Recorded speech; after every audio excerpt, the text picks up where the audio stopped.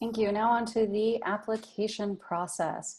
Um, we wanted to ensure that we gave as much information possible, and then of course open it up to questions later. But specific to the application process, just some logistics. The application is submitted through a survey link, which is through Qualtrics.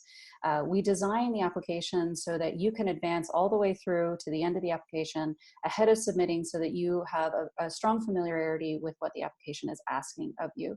It does require that you submit data, institutional data, representation of first-gen students, things of that nature. So it's really beneficial to collaborate with your colleagues if you do not have access, ready access to that data. And by working collaboratively, it would be really simple to either open a Google Doc or have a Word document that you bring the questions over into that document, and then are able to retrieve information from other entities across your institution. So a strong collaborative effort would be of great benefit to submitting your application. Please know that this is a pretty in-depth application. It's asking for a lot of information, but really the purpose of the questions is to get a strong sense of existing efforts across your institution, and know that regardless of current efforts, that it is not a requirement that your institution is actively pursuing every area to be considered for selection. We ask you to simply do your best. We know that every institution is at different places and based on their institutional type and size. So just a reminder that even though there are a number of questions and it is a very in-depth process, we do want to remind you that it is not a requirement that you are actively pursuing every element that's included in the application. So this is the look of the application when you click the link. So again, just a reminder, you can advance all the way through the application just to get a better sense of what is required and requested to submit. Once you are ready to submit and you advance through the application, you have the opportunity to then download your application.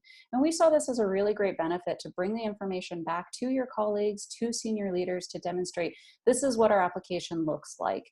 This is how we are advancing first-gen efforts at our institution. The other nice benefit is it becomes a really great starting point as it relates to advancing existing efforts across years. And it's something that we utilize through the goal setting exercise, and it is really valid when we go to the annual report. So again, once you get to the end of the survey, you have the opportunity to download a PDF. The application is due Wednesday, December 18. And if along the way you have any questions or concerns, you can simply email us firstforward@naspa.org, and we'll be happy to assist. There is an opportunity to submit any updates to your application. We can send you what's called a retake link, and you get your application back with all of your submitted information. Nothing is removed, and then you can update whatever section you so choose. So once we close the application process, we'll meet as a committee to make the selections for the institutions to represent the 2020-2021 cohort.